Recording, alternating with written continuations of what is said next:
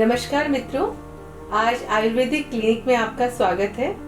आज हम जिस विषय पर चर्चा करेंगे डॉक्टर साहब से, उस विषय को हमने लिया है आम जनता को ध्यान में रखते हुए जोड़ों का दर्द।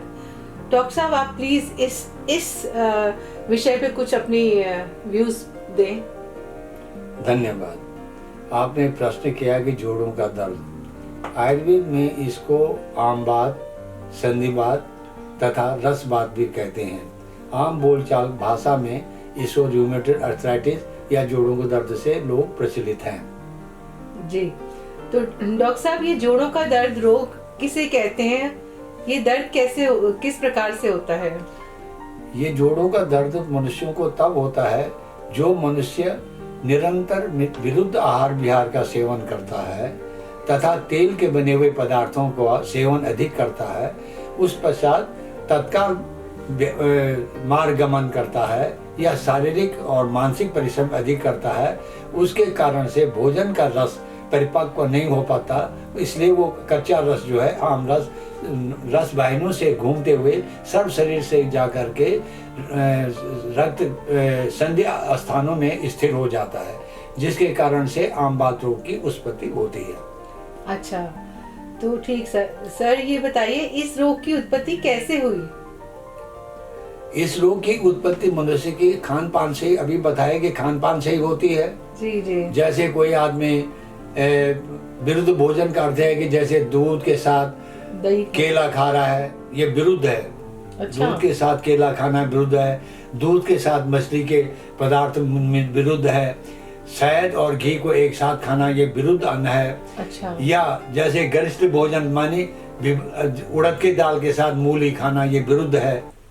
जी। जो इस तरह के भोजन करते हैं इसको विरुद्ध भोजन कहते हैं। अच्छा। और जो लोग दही सेवन करते हैं, दिन में सोते हैं, भोजन करने के पश्चात दिन में सो जाते हैं, और मनुष्य अभिसंधि पदार्थ जैसे दूध है, दही है, मछली है, गुड़ है, पोय है और भिंडी है, कड़ी है, इन चीजों का सेवन ज्यादा करता है तो उसको आमवात के रोग की उत्पत्ति हो जाती है। अच्छा डॉक्टर साहब, ये बताइए जनरली, क्योंकि हमें कैसे पता चले इस रोग का प्रभाव शरीर के किस भाग पर अधिक होता है? ये रोग धीरे धीरे शुरू होता है सबसे पहले हाथ की मध्य उंगली से। जी। हाथ की मध्य उंगली में पहले ये दर्द होता है, फिर दूसरी संधियों में आता है, फिर ये मणिबंध, कोहनी, जॉइंट्स, जितनी जगह जॉइंट्स हैं, स्कल, सर्वाइकल, त्रिक, ये कमर, हिप जॉइंट, जानु संधि और गुल्फ, जहाँ टखना कहते हैं, इन स्थानों पर आकर ये रुक जाता है, जिससे आदमी उठने बैठने में या दर्द असहनीय होता है। इस रोग में जब सूजन आ जाती है, दर्द होने लगता है, तो ऐसा महसूस होता है जैसे कोई बिच्छू काट रहा हो। जी। शरीर के जोड़ स्थान में स्वेलिंग हो जाती है, गुलाबी रंग के दर्द होता है। रोगी जमीन में बैठ गया तो उठ नहीं सकता। और ये रोग अधिकतर रात को नींद भी कम आती है और दिन में नींद आती है। दिन में या प्रातः काल में इस रोग से रोगी को नींद आती है। अच्छा, मतलब शरीर लेथार्जिक होने लगता है। हाँ, शरीर भारी हो गया, लाला श्राप पैदा हो गया, भूख मर गई जी। और रोगी को शरीर जकड़ाहट हो जाता है, तो ये सारे लक्षण इसमें पैदा हो जाते हैं। डॉक्टर साहब, किस प्रकार की कौन सी हम स्टेजेस होती है, जैसे कौन सी आयु में ये रोग अधिक मात्रा में पाया जाता है? वैसे देखा जाए तो 28-30 वर्ष से लेकर 48-50 साल की उम्र में ये रोग अधिकतर देखा जाता है। अधिकतर औरतों में प्रसव के बाद वात की वृद्धि होती है जी। तो ये 30 वर्ष से लेकर 48 वर्ष के बीच में महिलाओं के अंदर ये आमवात की उत्पत्ति होती है, और ये बाद में जब शुरू हो जाता है तो सभी रोगों में सबसे असाध्य रोग है आमवात। अच्छा। आमवात रोग कोई आसान से ठीक नहीं होता जी, क्योंकि ये अगर वात और कफ इसमें मिला हुआ है तो फिर भी कष्ट साध्य 3 स्टेज होती है इसकी, एक साध्य, कष्ट साध्य और एक असाध्य। तो ये इन अवस्था में चले जाता है तो रोगी को तब इलाज देर होती, अथवा इसमें 8-7 महीने से लेकर 1.5-2 साल तक चिकित्सा निरंतर करनी पड़ती है। मतलब ये रोग हमें तुरंत आराम मिल जाएगा इस तरीके का नहीं, नहीं हमें हमें विश्वास करना पड़ेगा कि हमें लॉन्ग टर्म ट्रीटमेंट में जाना पड़ेगा, क्योंकि ये रोग पेट में नहीं है। जी जी। ये संधि स्थान जो पेट से जा करके रोग आकर के इधर उधर शाखाओं में जोड़ों में आकर स्थिर हो गया, जिससे हाथ पैर कर्म गति, हाथों को मोड़ना, किसी से दर्द होना, पैरों से चलना बैठना, ये काम स्थिर हो गया है। जी ठीक। आम बात रोग के सामान्य लक्षण क्या है डॉक्टर साहब? आम बात रोग के सामान्य लक्षण ये है कि सबसे पहले आम बात के सामान्य लक्षण में रोगी को भूख मर जाती है। अच्छा। सभी संध्या स्थानों में वेदना शुरू हो जाती है जी। सभी अंदर, जैसे मणिबंध, गुल्फ, त्रिक, इनमें वेदना हो जाती है जी। प्यास लगने लगती है, भ्रम आ जाता है, मूर्छा, चक्कर, अनिद्रा, ये इस रोग के मुख्य लक्षण होते हैं। और प्यास लगती है और मनुष्य शिथिल हो जाता है। जी।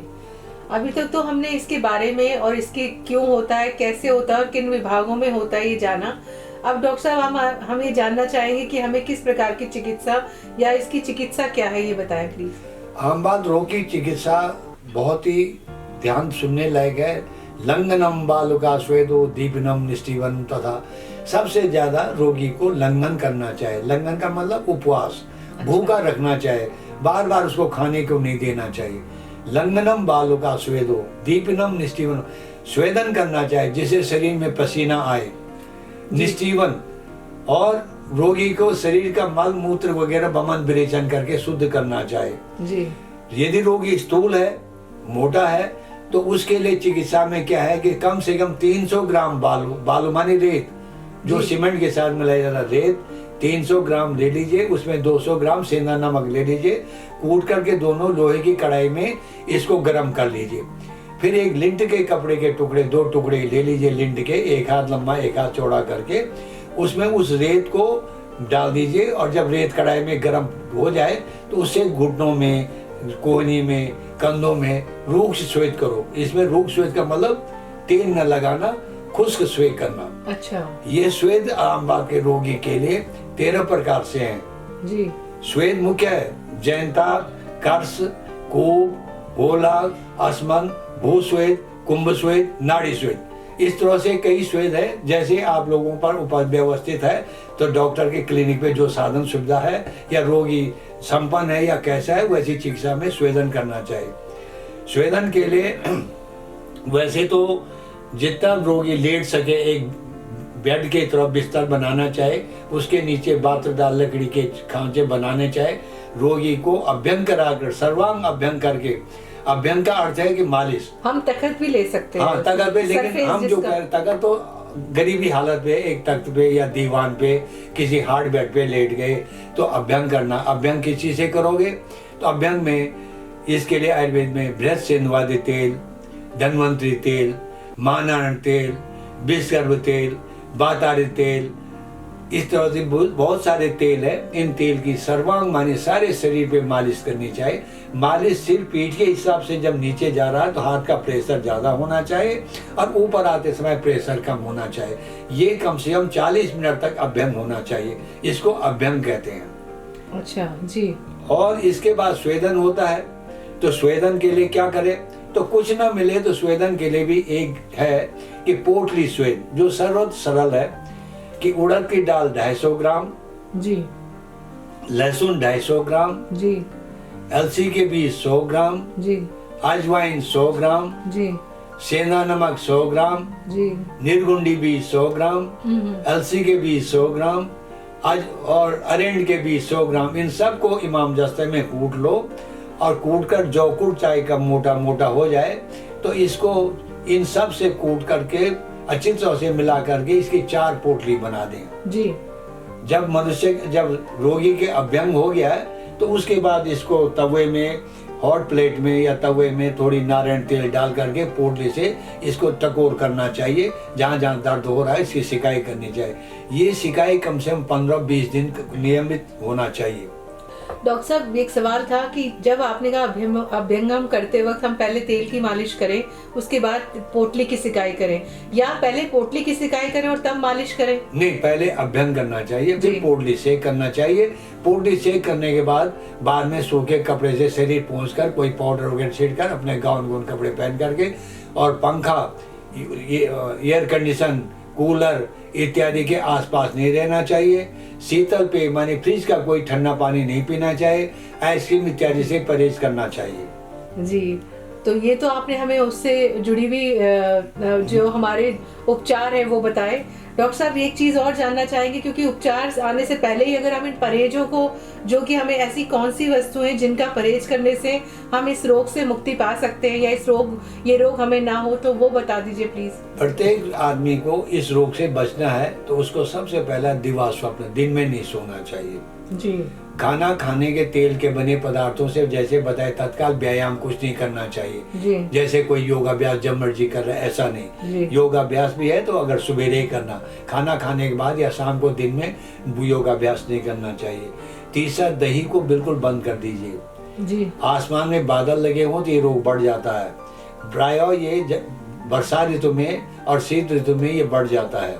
जी। तीसरा में जैसे भिंडी है, कड़ी है, अरबी है, चावल है और आपका उड़द की दाल है, इन चीज़ों का सेवन वर्जित नहीं करना चाहिए। जी। डॉक्टर साहब, आपने आज हमें बहुत मूल्यवान इंफॉर्मेशन दी, तो आप इसका कोई चिकित्सा भी है तो वो भी बता दीजिए जो शॉर्ट में। अब चिकित्सा तो असली अब बता रहा हूँ, ये तो मैंने आपको पंचकर्म की चिकित्सा बताया था, एक उपाय है। चिकित्सा में देखें कि इसमें सबसे पहले रोगी को, आम बात रोगी का पाचन शक्ति क्षीण हो जाता है, इसमें पेट में वायु बढ़ती है। तो पाचन शक्ति को बढ़ाने के लिए कचूर, सौंठ, देवदारू, त्रिकटु, इनका काढ़ा पिलाना चाहिए। अच्छा। दूसरे में चिकित्सा में बातारी रस, महायोगराज गुगुल, जी, कैशोर गुगुल, त्रियोदशांग गुगुल, जी, पुनर्वादी गुगुल, नवक गुगुल, राशनादी गुगुल, महाभाग गजांकुश रस, रसराज रस, ब्रजभाग चिंतामणि, ये सिद्ध औषधि है। जी। चूर्णों में जैसे वैश्वानर चूर्ण, अजमोदादी चूर्ण, ये भी बहुत अच्छी दवाई है। तीसरे में इसमें कुछ दसमूलारिष्ट है, अशोकारिष्ट है, नहीं दसमूलारिष्ट है और अश्वगंधारिष्ट आप पी सकते हैं। जी। और काढ़ों में जैसे 10 मूल क्वाथ है, राशनादी क्वाथ है, इसको सहचरादि क्वाथ है, इसका अरेंड द्वादश क्वाथ है, इसका पान करना चाहिए। अब नुस्खा कैसे बनेगा तो ये चिकित्सा के ऊपर डिपेंड है कि सपोज कोई रोगी मध्य आयु की है, 30 और 40 साल के बीच की है, तो उसके लिए आप लिखो कि महायोगराज गुगुल 2 गोली जी और कैशोर गुगुल 2 गोली जी। ऐसे सवेरे 8 बजे, शाम के 4 बजे गर्म पानी से लीजिए। जी। नाश्ते के बाद महाभाग विध्वंसन 1 गोली जी। और महाभाग गजांकुश 1 गोली सवेरे 10 बजे, शाम के 6 बजे लीजिए। जी। भोजन के बाद 10 मोलास्ट 4 तोला समान जल मिलाकर भोजन के बाद पिए। ऐसे आम बात के रोगी को प्रायः विबंध हो जाता है, जिसको कब्ज कहते हैं, तो रात को सोते समय कैस्टर ऑयल, अरेंड का तेल 2 चम्मच या 1 चम्मच उसको लेना चाहिए। जी। तो उससे पेट साफ होता है। यदि रोगी क्रूर कोष का है,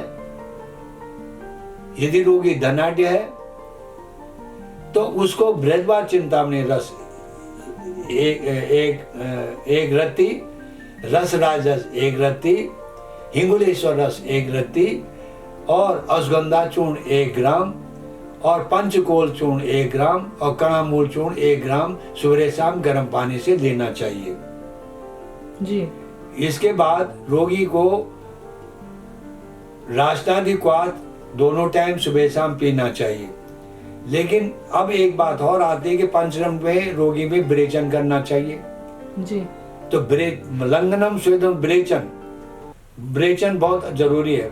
यदि रोगी स्थूल है, रोगी पुराना असाध्य है, तो रोगी को अनुवासन बस्ती देना चाहिए। अनुवासन बस्ती का क्या मतलब कि सेंधवादी तेल हो, पिपलियादी तेल हो, अनुवासन तेल हो, ये 100 ml मानी 100 ग्राम तेल लेकर के जो भी रोगी हो, चाहे स्त्री रोगी हो या पुरुष हो, खाना खाने के बाद सोते समय वो बाम करवट लेटे और गुदमार से वो सिरिंज से एनिमा जिसे कहते हैं पिचकारी देनी चाहिए 3 दिन। उसको तेल वही रात को सोते समय कोशिश करे उसको रोके। जब अनुवासन बस्ती 3 दिन लगातार हो जाती है तो फिर निरूहण बस्ती सवेरे 3 दिन के बाद देना चाहिए रोग को, यदि जड़ से हटाना है। निरूहण बस्ती में क्या करेंगे, 10 ग्राम सेंधा नमक लेकर के एक खरल में डालें और 50 ग्राम शहद मिलाएं। शहद और नमक को 5 मिनट तक एक साथ घुमाएं, घोटें। जब वो घुटाई हो रही है तो उसमें 100 ग्राम मूर्छित तिल का तेल डाल दें। मूर्छित का तेल माने तिल को सिद्ध करते हुए तिल का तेल मिला दें। फिर उसमें 10 ग्राम सौंफ का चूर्ण, 10 ग्राम पिपली चूर्ण, 10 ग्राम बच का चूर्ण मिलाकर घोटिए। फिर इसमें 1 लीटर गर्म क्वाथ, जो कि 10 मूल क्वाथ है या अरेंड 12 क्वाथ है, मिलाकर एनिमा केन में डाल करके उसको एनिमा के रूप में लगाएं। ऐसे 15-16 दिन एनिमा देना चाहिए, क्योंकि मुख्य आंत में जो छोटी आंत है वो 22 फुट लंबी आंत है और बड़ी आंत 5 फुट लंबी आंत है, इसलिए 27 फुट लंबी आंत के अंदर ये मल रुका होता है जो आम बात रोग को बनाने में, तो इस तरह से शरीर का शोधन हो जाता है। ये आम बात रोग की चिकित्सा है। जी डॉक्टर साहब, बहुत बहुत धन्यवाद आपका। आज आपने फिर से हमारे लिए मूल्यवान समय निकाला और हम आपसे बार बार इस कुछ ना कुछ नए सब्जेक्ट को लेकर चर्चा करते रहेंगे। धन्यवाद, नमस्कार। धन्यवाद।